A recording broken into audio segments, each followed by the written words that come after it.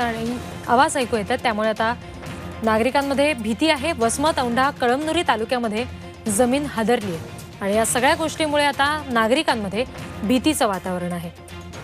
हिंगोलीमधून ही एक महत्त्वाची बातमी हाती येते। हिंगोलीत भूगर्भातून गूढ आवाज ऐकू येतात। वसमत, औंढा, कळमनुरी या तालुक्यामध्ये जमीन हादरली आहे आणि या आवाजानंतर जमिनीला हादरे बसतात, त्यामुळे इथले सगळे स्थानिक आता चिंतेत आहेत।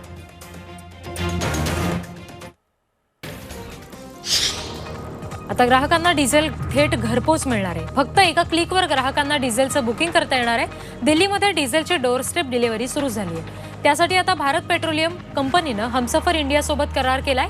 डोअरस्टेप डिलिव्हरीची सुविधा केवळ 20 लिटरपेक्षा कमी डिझेलची मागणी करणाऱ्यांसाठीच उपलब्ध असणार आहे। पूर्व आणि पश्चिम उपनगरांना जोडणाऱ्या गोरेगाव मुलुंड जोड रस्त्याचा महत्त्वाकांक्षी प्रकल्प पालिकेनं हाती घेतलाय। त्यामुळे पूर्व पश्चिम उपनगरांची वाहतूक कोंडी कमी होणार आहे। या प्रकल्पांतर्गत गोरेगाव मुलुंड जोड रस्त्यावर 6 पदरी 2 उड्डाण पूल आणि एक चक्रीय उन्नत मार्ग बांधला जाईल आणि यासाठी पालिका 666 कोटींचा खर्च करणार आहे।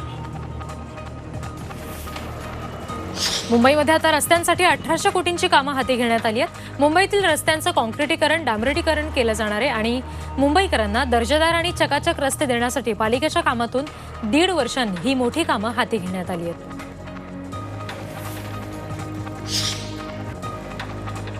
पश्चिम रेल्वेनं प्रवाशांसाठी दादर स्थानकावर 2 नवीन लिफ्ट सुरू केलेल्या आहेत। तसंच ग्रँड रोड स्थानकावर नवीन स्कायवॉक बसवून प्रवाशांच्या वापरासाठी तो खुला करण्यात आलाय। वृद्ध, दिव्यांग, गर्भवती महिलांच्या सोयीसाठी या लिफ्ट बसवण्यात आल्या।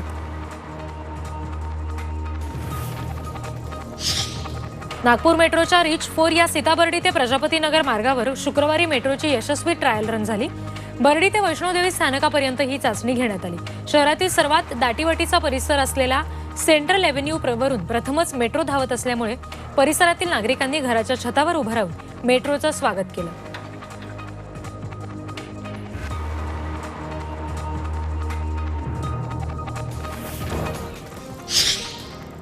निफाड तालुक्यातील कोठुरे भागामध्ये शेतकऱ्यांनी वीज वितरण अधिकाऱ्याला घेराव घातला।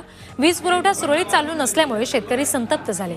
शेतकऱ्यांनी वीज वितरण कंपनीच्या गलथान कारभारावर संताप व्यक्त केला आणि तात्काळ वीज पुरवठा सुरू करावा अशी मागणी केली। या वीज वितरणने सुद्धा आंदोलनाची दखल घेत तासाभरातच वीज पुरवठा सुरू केला। छत्रपतींचा विचार म्हणजे